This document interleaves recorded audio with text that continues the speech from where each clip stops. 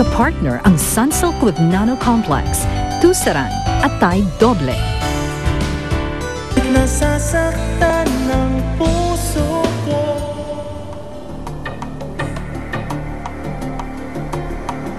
Pag hindi ako nagpanggap nang hindi ako nakakalakad, hindi magiging kami ni Angelo ngayon. I suppose the end does justify the means, Iha. Natakot ako baka pag nakita mo yung anak natin. Kaya kakaiba yung itsura ng anak natin eh. Lilipat tayo ng bahay para hindi na siya mahanap ng mga pulis. Pag natapos ba yung kaso mo, babalik ka pa rin dito. Sa tingin ko, matagal-tagal bago tayo magkita ulit. Salamat ulit, Melchora, sa lahat ng tulong mo. Kung naka-Esmeralda yung anak ko, gusto ko makita yung anak ko. Gerald, gusto ko makita yung anak ko. Esmeralda? Tao po. Esmeralda? Tao po.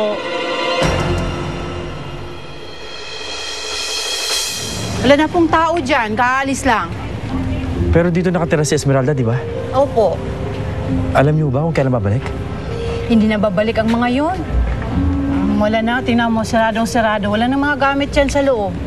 Mga 1 oras na po silang nakaalis. Mukhang lilipat ng ibang apartment yun. Alam niyo ba kung saan sila lilipat? Di po eh. Wala namang pinagbilin si Esmeralda bago umalis eh. Sige po, mauna na ako.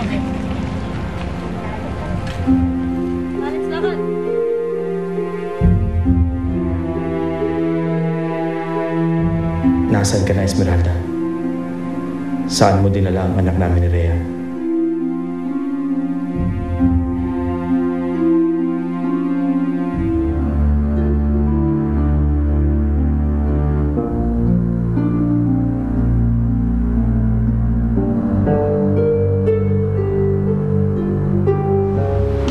Esmeralda!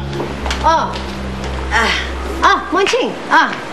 Baka kasi makalimutan mo yung sa upa. Susto naman! Wala pa kami 5 minutes dito sa bahay mo. Upa na. Matagal na tayong magkakilala, Esmeralda. Ang laki ba na yung maglulukuhan pa tayo? Oh, ayan. Yan! Sakto to, ha? Oo, bilangin mo. Yan! Ayos ito! Welcome home, Esmeralda. Come home sa mukha mo. Sige na, umalis ka na. Sige. Kaya kaming gagawin. Hep, hep, hep, hep. Saan ka pupunta? Malay, magbibihis lang po ako. Sus, ang boba mo talaga. Kaya nga tayo umalis dun sa bahay natin dahil hindi na natin pwedeng ibalandra ang mukha ni Jessa. Ngayon na lumipat tayo dito, ganun din ang gagawin mo. Naglayas pa tayo. Ano ka ba naman? Bagong bahay, bagong buhay. Wala na si Jessa, si Jessica na lang ang buhay. Jessica, bakit? Dahil si Jessica modelo, si Jessa kriminal. Okay? Gets? Okay, gets. Ang problema ito, babasagin. Huwag na muna natin galawin. Sige. Kulhan na tayo. O ito, meron pa ba dito? Hindi, okay na yan. According to her statement, you tried to rape her. Totoo ba yun? Bakit ako may sure ng babaeng yun? Tigpapatulok sa kagaya niya. Baliw yung babaeng yun. Baliw siya.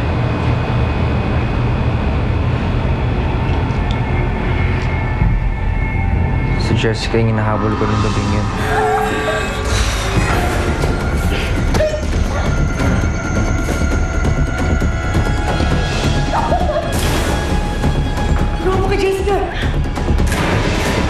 Saan naman ang galing yung pangit na yun?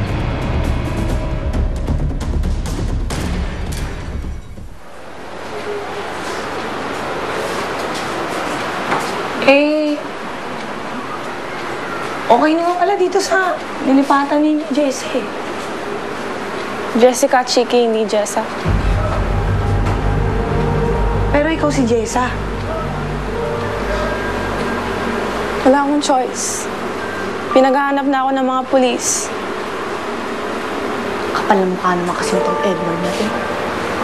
Siya na nga yung nagtangka sa'yo. Siya pa yung gustong magsampa ng kaso. Si Jessica ang pinagpangkaan ni Edward, hindi si Jessa. Paano kaya kung baligtarin natin? Alin? Kasi di ba nung una, ang gagawin mo, dapat, magtetestigo si Jessica para kay Jessa. Paano kung sabihin na lang natin yung totoo? Na si Jessica ang talagang gustong rape ni Edward. Na si Jessa ay testigo lamang. Na pinagtanggol lamang ni Jessa si Jessica, kaya nasaksak niya si Edward. Ayoko na gumawa ng kwento eh. Hindi ka naman gagawa ng kwento, Jessa eh. Sasabihin mo lang ang totoo. Ay pinagtanggol lang ni Jessa si Jessica. Na si Jessica, ikaw din. Pinagtanggol mo lang yung sarili mo. Pero kung gagawin ko yon, kailangan humanap ni Jessa at ni Jessica sa korte. Hindi ko naman nagagawang maging dalawang tao ng sabay. Oo nga.